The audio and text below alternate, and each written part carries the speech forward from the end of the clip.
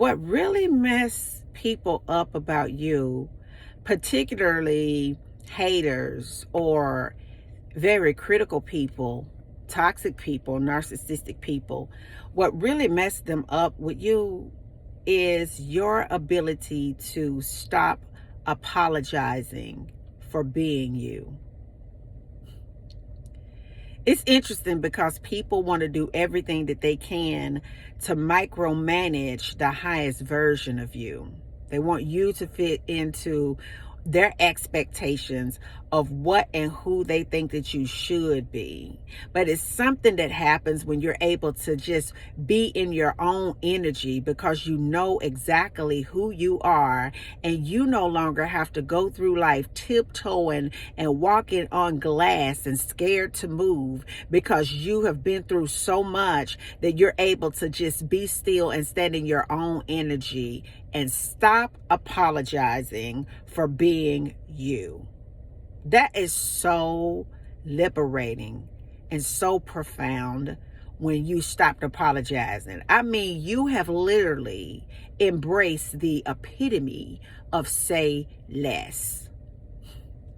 Do you hear what I'm saying? You have embraced the epitome of say less, because before you wanted to explain yourself, apologize, give an explanation. You always wanted people to really understand you, to see you for who you really were. And when they didn't, it really used to just hurt you so bad because you couldn't understand what you did. So you began to question, what is it about me? Am I doing something wrong? Because you always went out of your way to be kind to people. And when you're dealing with that type of spirit, that type of energy that wants to micromanage your every move so that they can feel better about themselves, when you're dealing with the type of energy that wants to be so critical of you no matter what you do, when you're dealing with that type of energy that wants to monitor you and judge you, you adapt very well when you get into alignment with God and your higher self. You're able to just be in your energy and say less.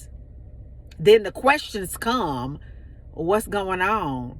Or is something wrong? I mean, you're not talking. You don't act like you used to act. I spoke to you and you act like you didn't want to halfway speak. Or they come with you with gossip and you don't participate. You don't exchange energy with them. They're like, well, did you hear what I said? Yeah, I heard what you said, but I chose to opt out because I've embrace the epitome of say less. Because one thing that you understand, and no matter what you do, baby, they're always going to have something to say about you. Whether you do what they said, if you don't do what they said, if you went out of your way, if you just barely measured up, regardless of the situation, that type of spirit will always have something to say about you and your ability to just acknowledge people for who they are, accept people for who they are, not trying to change people for who they are, because you understand that the world is full of people and full of different spirits that will align with yours for you to have an amazing experience. And you have really began to embrace who you are as a man, as a woman of God, and you're able to stand in your own energy with the epitome of say less. I don't have anything to prove to you, so I choose to say less. I'm not going to apologize to you because I stand firm in my convictions, and I choose to say less. I choose to say less because I don't have to waste my energy, my time, none of the things that I have going on trying to impress you, to win you over, to pitch myself to you, to convince you, to woo you, to charm you. I don't have to do any of that. And the reason why I don't have to do it is because I know who I am in everything that I do. You know that you give 100% of yourself to everything.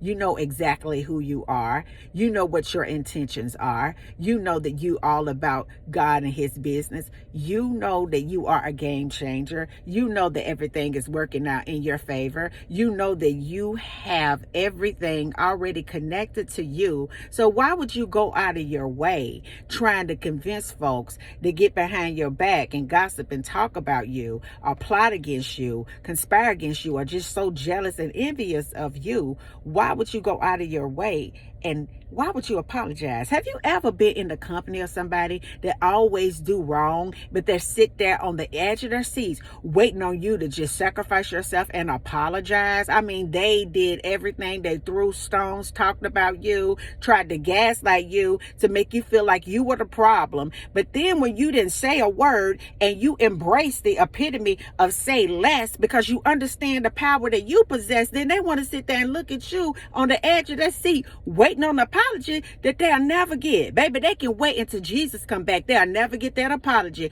because you have learned to be silent, stand in your own energy. You know exactly who you are, and you have embraced the epitome of say less. And until the next video, guys, peace, because I still be believing in you. Have a good day.